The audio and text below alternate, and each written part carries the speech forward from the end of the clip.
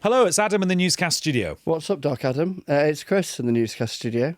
And it's Faisal in the newscast studio. And we're joined by Ailbhe Rea, who's political editor of the New Statesman. Hello, Ailbhe. Hello. Thanks for having me. Well, thanks for coming. And I should just explain, Chris's reference there to Bugs Bunny is that he and I were on a quiz on Radio 2 with Paddy McGuinness on Sunday morning. And one of the questions to me, which I did not get right, was, what was Bugs Bunny's catchphrase? And the reason I feel that I can tease Adam is that Adam won and I lost, actually. So, therefore... Yeah, but only on a tie. It was on a tie, where we had to guess whether Paddy had his left or his right hand up. And I managed to get that wrong twice. Okay. Anyway, this is not a Paddy McGuinness Radio 2 podcast companion show. We're here to talk about some of the big things that have been happening in the news this week. Obviously, one of those big things that happened in the UK was the Golders Green attack. And just a couple of hours before we recorded this episode of Newscast on Thursday evening, Keir Starmer did a statement in Downing Street. And here's a bit of it. I met some of the first responders today. And on behalf of the country, I thank them for their bravery. We will strengthen the visible police presence in our Jewish communities. We will increase our investment in those Jewish security services. We will introduce much stronger powers to shut down charities that promote anti-Semitic extremism. We will prevent hate preachers from entering our country, bar them from our campuses, our streets, our communities. Work with our justice system to speed up sentencing on anti-Semitic attacks, so there is a stronger deterrence factor, as we do with riots. Chris, what was your take on what the Prime Minister was saying? I think it was striking listening to his language and the argument that he made, that he is aware of the critique that he has faced, that the government's response to moments like this is, as critics see it, warm words, but not necessarily significant action that they feel could make a difference. And I think in some of what we were hearing there, he's trying to counter that. Very aware, having just come back from Golders Green in North London, that he encountered a pretty rough reception. And it was interesting because in some of his previous statements in the wake of these attacks, he's been trying to reassure Jewish people to say, we're with you, we've got your back, here's the things we can do to help you feel safer. I thought this time he was much more trying to appeal to everyone, to say this is everyone in Britain's issue, not just one particular communities. And he started off with, he was doing a list there of things that the government's doing, but he started off with a list of all the attacks that have been in the last year. Yeah, no, I think absolutely that in terms of the how does society itself, all of us, reflect on this when there's an attack on British people on a British street from what is, in numerical terms, a tiny community.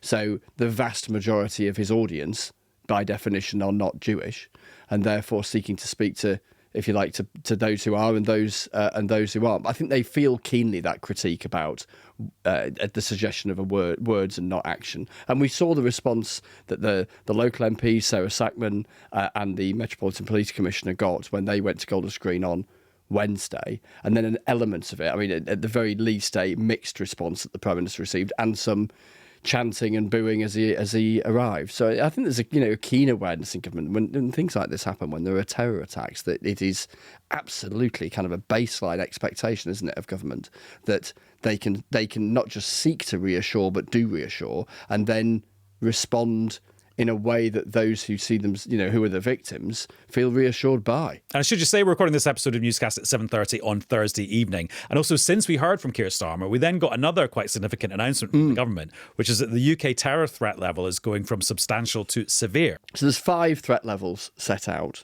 Critical is the highest. Severe, the one we're now on, suggesting an attack is highly likely. Substantial, which is the level that we've been at for the last 4 and a bit years, an attack is likely. So a notching up of that. So an acknowledgement from this from this body of civil servants, if you like, in terms of the national response of an uptick, putting it up to that second highest level. And Ailbhe, Keir Starmer feels the job of the British Prime Minister is to grapple with things like this rather than fend off what he sees as gossip about his own future or who might be plotting to replace him or who performed best at a select committee. Yes, exactly. And we've known that Keir Starmer thinks this way for a very long time. Like, since before he became Prime Minister, we've we've always said and known that he finds a lot of what we do, Chris, a bit petty, and he doesn't have loads of Notice time you for weren't it. included in that, Faisal. Yeah, he takes. Well, I guess this is what we'll come on Yeah. to. He finds the economics so much more serious than the politics. He sort of hates the Westminster up and down culture, and I think that particularly this week, which began with more select committee hearings around the appointment of Peter Mandelson and the sacking of Ollie Robbins, that was consuming so much time. And from speaking to people close to him, I really picked up kind of more than ever that Keir Starmer was just tearing his hair out at that, because the economic impact of the ongoing war in Iran will just be so devastating, people in Number 10 are saying, on a level that they think public discourse just hasn't really caught up with. And Keir Starmer has, his actual diary has been substantially rearranged to accommodate all of the Peter Mandelson stuff. They do emphasise that they want to cooperate and the scrutiny is important. They're not being dismissive of that, but just that actually I think Keir Starmer finds what's implicit in all of this idea that you could change Prime Minister at a time of economic crisis. I think he just finds that so ridiculous. And Faisal, what sort of economic data will Number 10 be looking at that draws them to that conclusion that the rest of us maybe haven't quite internalised yet? Well, the inflation data, the economic data. Obviously, today we had the Bank of England inflation report. I mean, a lot of this is quite tentative, and it kind of just depends on what's happening on the underlying geopolitical situation. But I think what we have now, and we heard this a little bit from his chief secretary, didn't we, is the idea that they're battening down the hatches for a glass half empty version of events over the past couple of weeks. Well, yeah, because that was Darren Jones, who was on Laura's programme on Sunday, and sort of like almost hidden away in his answer about what's going on in the world. He said, prepare for there to be at least 8 months of economic disruption, even after the conflict ends. Yes. Yeah. So if it ended today. And that's partly because of gas facilities having been destroyed in the Gulf and needing to be rebuilt. It's actually, I just been at the Royal Navy facilities in Portsmouth, where they showed me, for the 6 and 10, they showed me just some of the logistics behind what's going on in the Gulf. It's absolutely fascinating. And I just came away from that thinking, God, even if you had a peace tonight, even just getting the ships through the Gulf is one thing. Oh yeah, so just bring some of that, because this is what I've struggled with this story all along, that watching the what's unfolding in the Gulf has been like watching something unfolding on TV, because it's quite hard to link what's happening there with what might happen in my bank account soon. Yeah. Well, these guys are getting phone calls from all sorts of captains of vessels in the Gulf, including, like, bizarrely from, like, Russian vessels phone up this Royal Navy team called the Maritime Trade Operations Team, and some Iranian vessels. So they know it all, because we're still sort of trusted in the maritime world like that. So there's 870 ships stuck. 130 normally transit both ways. It's less than 10 still. This is per day, is it? Per day, yeah. It's less than 10. So it's basically shut. There's extraordinary things going on if you can track the ships. There's like Iranian ships making a break for it, going straight through the mined area. There's a big red square on their sort of giant map which says hazardous. And this is interesting. This is where the Iranians say that it's mined. No one's entirely sure if it is mined or how much it's mined. And so there are ships that have gone straight through the middle of it. Right. And so that's quite an interesting question, because when you think about, well, how long is it going to take to deal with all this stuff? Is it or is it not mined? Yeah. It is a difference between it taking a couple of weeks or 6 or 7 months. The companies that Where are the insure ships have quite a high threshold for is it mined or not. And so that's absolutely the case, which is like, the reality is it isn't that you have to clear the strait and have peace. You also have to give enough comfort to the insurers of these ships that the traffic can restart. So that is why we're talking several months. There's all sorts of backlogs and supply chains that have broken as well. But what we've learned this week is even that sort of stopwatch is going to take even longer, because the Americans have been briefing privately. We can see out a some sort of blockade of Iran for a few months to go. They apparently asked the oil companies if that was if they could handle that, what would they do? That's the sort of message that we're hearing, and so that is why you've had these violent swings upwards and actually a little bit downwards in the oil price. So all of that feeds in to the idea that it's going to last longer. So the fundamental point is this: how big is the energy shock? How big is the economic shock? It depends on how long it lasts.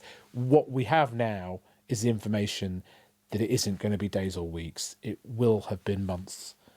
And therefore, all the consequences that Alpha just talked about come into play. In which case, why is the government not being more explicit about what's going to happen? Why is it just Darren Jones sort of dropping into conversation that prepare for nearly a year of disruption? Oh, so I think that that was really deliberate, that Darren Jones said that to Laura Kuenssberg on Sunday. And actually, the Prime Minister himself said something a little bit similar. He said that people might want to change their spending habits coming forward and they might consider not holidaying abroad, which, for the Prime Minister himself to be carrying that message is quite significant. And that was really just not a coincidence. I think if you see it in the political context as well, I think that inside Number 10, they thought that they needed to inject what they saw as a much needed dose of reality into the political debate, because they were having this experience in Number 10. I'm sure some of this is political spin, but they were having this experience of basically whiplash, of sort of 1 minute you're thinking about process from months ago, Ollie Robbins, Peter Mandelson, who said what when, and then they're in these crisis talks about shortages, about the economic fallout, about inflation, and feeling it quite acutely to an extent where they then think, why would anyone want to replace the Prime Minister at this point? Why would you want to become leader of the country while you're weathering this economic shock? That would be a really tricky inheritance. And I am just remembering, as recently as 2 weeks ago, when government ministers were asked, should people think about postponing or cancelling their holidays because there might not be enough fuel for planes in a couple of weeks' time, and the advice was, no, carry on, everything's going to be fine. And actually that is definitely changing now, isn't it? I think it's the dilemma, isn't it, from Downing Street's perspective, that you don't want to sound utterly doomy and gloomy and add to a sort of self-perpetuating sense of economic gloom, particularly against the long-term economic backdrop, let alone the shorter-term one, whilst at the same time not ending up in a circumstance almost by accident because of the volume of other news around, rather, whether it be international or domestic, or indeed political, that you get to the point where you haven't done an element of expectation management, and then also sort of that sense looking at it in a very narrowly political sense in terms of the Prime Minister and his future, one where you might start to make an argument that is exactly that says to his own party, why on earth would we contribute voluntarily towards political turbulence at a point where there's huge economic turbulence? I have to say, it's quite interesting, though. I'm intrigued that they are going for it on this, because although in a worst case scenario, and that's what the Bank of England put out today, you could see inflation at 6%, you could see interest rates therefore above 5%. This year was that worst case scenario. One of the features of this energy shock is it's quite different to what happened in 2022 when Russia invaded Ukraine. It is much less focused on Europe, and it's much less focused on gas. That is, relatively speaking, good news, probably not, but it's less bad news. Less bad news, yeah. It's less bad news, much less bad news, I should say, for things like domestic energy bills. So even bad for Australia. Well, it's what happens in Asia, where those physical oil, gas, jet fuel, fertilizer supplies are needed. That is where you have a big problem. And clearly, if there's some sort of Asian global recession, that's going to affect everybody. I'm not going to try to downplay that. But people tend to draw analogies with what they can remember in the previous crisis. This is quite different. So the peak gas price, even in the worst case scenario, is 200 pence a therm. It got up to 500-600 pence at some point during the Ukrainian crisis, and at the moment it's only 140. That's just one example showing that the domestic gas price implications of this at the minute and our energy bills shouldn't be as bad as it was for Ukraine, but could still be challenging. And so it's an intriguing judgment. One of the things that we've talked about before is about, during that Russia-Ukraine crisis, what you had across Europe, and in particular Germany, was this mobilisation and using less energy, turning off public buildings' lights, or sharing car shares, all that sort of stuff. And it struck me that the UK in 2022 could not have that conversation, because the minute someone floated anything like that, it was like, oh, you're interfering with my personal freedom, you can't do that, why is this politician and then you raise the question right now, if that is where they want to lean, do they have the political capital, does anyone have the political capital in our political culture to try and make that type of economic argument about sacrifice for the greater good? It's quite, and if I remember the if they're day going to go for that, I remember the day a few years ago when a civil servant who was the Prime Minister's spokesperson at the time got moved out of their job because they suggested that people wear a jumper when it was cold. That is such a good example of the political culture we have here when it comes to saving energy. But I also wonder, though, is this not just an example? What is the shortage example of having your cake and eating it? Like not having a cake and not eating it? Like Keir Starmer gets a bit of political benefit for us talking like this, doesn't it? Because it does shore up his position electorally. And also, a tiny bit exactly the way Chris just described it. I think that we were so focused on this at the beginning of the Iran war, asking how the government would intervene on energy bills and when, and they were on doing the tours of broadcast studios trying to do that reassurance pitch so there wasn't sort of a run on gas and people didn't stockpile. I think that they just feel like the public mood has moved so far beyond that a little bit of trying to reset the dial won't make that much of a difference, but that it's not unhelpful to remind people of what they think is basically Keir Starmer's main political strength right now, which is that he didn't follow Donald Trump into this war in Iran, that this is the big call that they think he got right. And he does get a bit of credit for that on doorsteps from speaking to people. I listened into a focus group from Sunderland over the weekend, and he was getting a tiny bit of credit for it too. Not enough to really stop him still being incredibly unpopular in that focus group, but this is the sort of the one saving grace, I think, in the view of Number 10, and they're right that's borne out in conversations on doorsteps. And so for him to then make that argument, which Darren Jones was also making at the weekend, which is effectively to say, in their view, this is the big call we've got right, and the arc of this is far from over. From which you can join some dots about where a political argument could go, particularly the other side of next week's elections, is fascinating, given the pressure he's been under in the last couple of weeks. Although, Faisal, there's a slight irony when you read the Bank of England's Monetary Policy Committee notes where they talk about the decision to hold interest rates. And they basically say one of the advantages the UK's got going forward is that the economy's quite weak.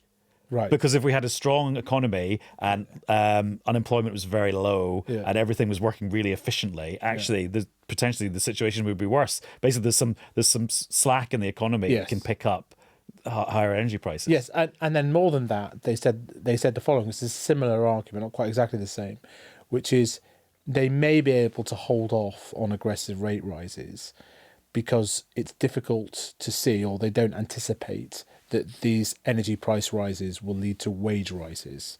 And the reason why is because the wage rounds have already happened. So the inflation has happened after the bulk of wage negotiations. But then you unpick what that actually says. So the inflation will be real, but people's wages were set in January and February, and that will be a real household disposable income. So your bills will go up, but your wages won't go up to meet it. But it means that interest rates might stay more constrained than they otherwise would do. The other fact to help deal with the reality of that, because people are feeling squeezed because of the gap between inflation and where their wages are. Well, it's more that because the inflationary pressure coming from wages is lower than you would otherwise have, they don't need to dampen down the inflationary fires. But the other aspect to this, which then affects all of the constraints of what a government could or couldn't do, and it's very notable that however generous they say they might be about energy bills, that they're constantly saying it's targeted. We won't waste money like Liz Truss, which wasn't the argument they were making at the time, I don't think, in 2022. I seem to remember. But it's clear that this has affected government debt markets, and so the effective interest rate that's facing all governments, to be honest. But like there is a sort of slight extra volatility in the UK, and they've gone up, in a way that, if we had a kind of regular running total of what this would do to the budget, we'd be asking the questions. Is this going to mean tax rises? They've put that decision off until a budget, which again might go long. I mean, can we even start talking about the budget now? I don't know. But like, please no, let's not these start that constraints are These constraints are real, and they bump up against any view of mass generosity to deal with the costs of this crisis, potentially, and then the arguments within the Labour Party, I imagine, about whether to list, how seriously to take the bond markets, and people have come unstuck on that, and it gets quite tricky quite quickly. And also the people who are either not listening to this or ignoring this and acting accordingly are friends of people like Wes Streeting, Angela Rayner and Andy Burnham, because there's so much gossip and backstabbing and unsourced stories about people behaving badly that it seems like there is a bit of a leadership contest going on already. Well, I mean, yes, basically at a particular level. For months now, there's been that, and we've reflected it, haven't we, on newscasts, and there's been various moments where it's come to a head, not least the couple of months ago on the day that Anna Sawar, the Labour leader in Scotland, said the Prime Minister should resign, but he wasn't. He went public. There was plenty of others who were very live to the potential, including in Downing Street, that could very easily have been the moment. Now, it wasn't, and actually, Ailbhe, I was quite struck that until about just over 2 weeks ago, when the whole Lord Mandelson, Ollie Robbins thing exploded with that Guardian story, the conversations I was having, Labour MPs were leaning towards thinking that perhaps the Prime Minister would be able to get through the backwash of the elections and on he may go. And by the way, that may still happen. But the last couple of weeks has charged it up again. And then as we were reflecting at the weekend at Castfest, where is the... And we don't know the answer to this yet. Where is two things? One, the kind of collective mood of anxiety, or however it's defined, the other side of the elections for Labour. And then, even if that is quite heightened, which seems quite likely, does it coalesce into something that jeopardises the Prime Minister's future? And that's not certain. And I think, you mentioned some of the names. I think a very interesting one is Angela Rayner. The Times has already reported this. The New Statesman's hearing similar, that she's really seriously considering launching a leadership challenge in the days after the results in May. So and that's like 10 in a week's time. Yeah, but the thing is that we're still talking about May as if it's a million miles away. Yeah, next week. No. It sounded more distant. And we've been, and I guess because we have been talking about it for months and months and months. Now it's nearly here, and the Labour Party will finally need to decide what it does, and that may well be nothing, as Chris has just said. But certainly, I think that these conversations are becoming a bit more real. But no one has complete agency in this, which I think is what is so interesting. Yeah. If you're Angela Rayner, you don't think that you've complete agency in this, because you want to know that all of your colleagues who you feel should be backing you, who are still talking about Andy Burnham, who's not even in Parliament, you need them to get behind you. Yeah. You need about 100 of them too. Just because the rule is you need 80 plus Labour MPs to sign up to you to challenge the sitting Prime Minister. But I think Rayner would want about 100, I gather, and just to have a sort of, the heft of a big movement. So you need about 100 Labour MPs to roll in behind you, when a lot of them are still indulging the Andy Burnham dream. That's a similar bit of the party. They're not all rowing in behind her. But I think also crucially, Keir Starmer has a lot of agency in this. People talk about how it depends on the feeling, like the emotional response of all these Labour politicians losing their jobs, and and what people like Anna Sawar say as the results come in. But then it's sort of how he navigates that difficult political moment. It's in his hands in a way, like all these camps thinking about what they do want to see what he does. And people talk- and you've kind of told us tonight what he is going to do, which is, guys, there's a war in the Gulf and there's massive economic turbulence that we haven't told you about yet coming this way. Leave me in place. Well, I think I'd be interested to know what you're hearing about this, Chris. I don't think they've completely worked it all out, because the choreography of this will be quite difficult. People forget that the results are not just in one big go overnight and then it's done.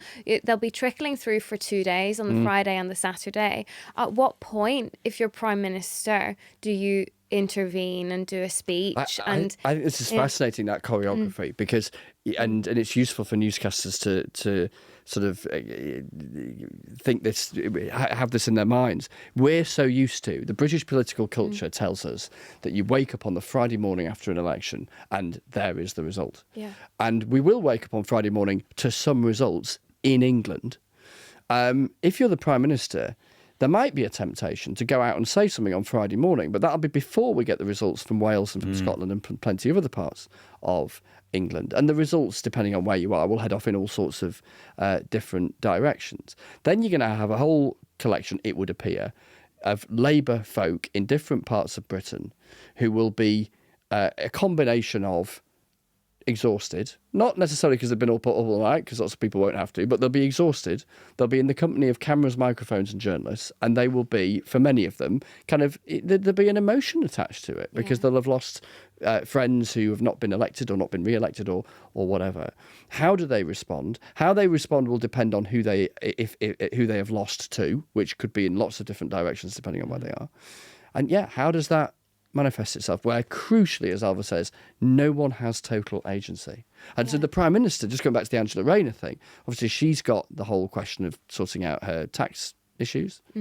What does she do? Let's assume the tax thing is resolved or gets to the point where it's not in the next week. not the political issue that it is when it's unresolved. Yeah.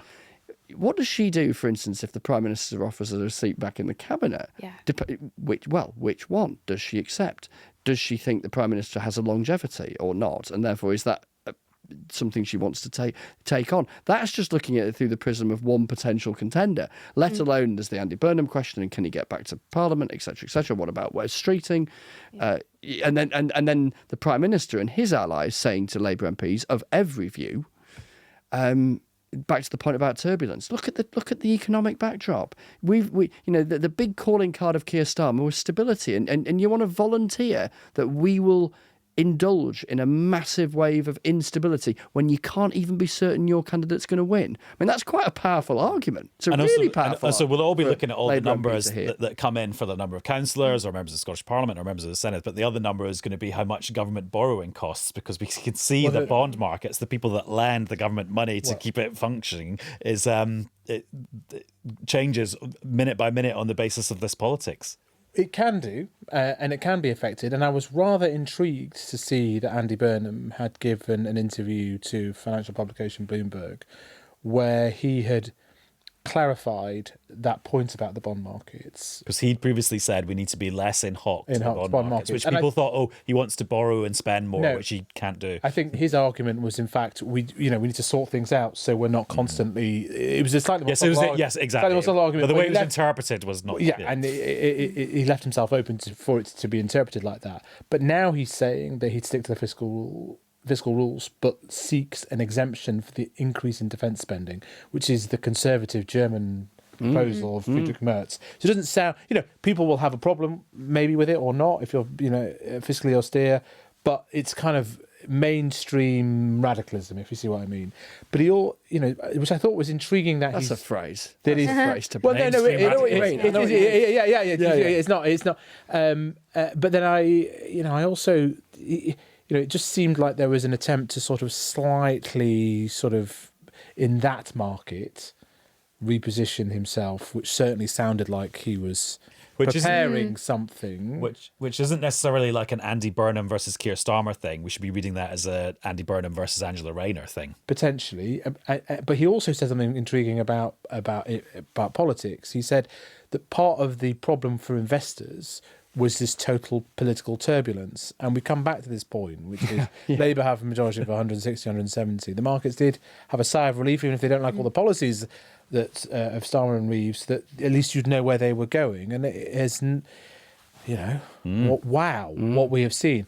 And so Burnham, in this interview, he says, well, what we need is to find structures that provide the political stability. I think he was implying working across the aisle with other parties and things like that.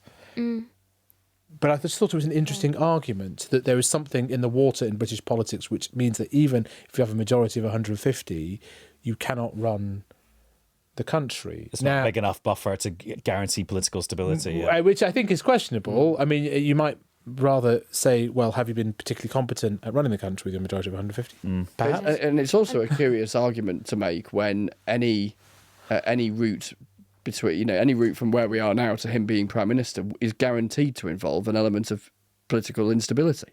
Yeah. Yeah. You know. And also just like that's the sort of intervention that you do if you are a shoo-in or a likely candidate in a leadership contest in a few weeks and you want to reassure the markets so that the cost of borrowing doesn't go up and you don't have a really turbulent time. No, that's how I saw it. But then the big issue is he still doesn't have a seat in Parliament. Yeah, the anti-Burnham runway is months long. And, yeah. and there's just, it's worth emphasising that there's just quite a bit of scepticism in parts of the Labour Party about the reality of what some people call the Burnham fantasy. That we hear different theories about how he might come back or who might give up their seat. Which often get knocked down, don't they, by the incumbents Just in those this week, in seats. fact, yeah. But then this idea that Keir Starmer might facilitate it, he'd be so weak he'd have to, and then the NEC, that ruling Labour body, might let him through. Might they have a shared interest in going long?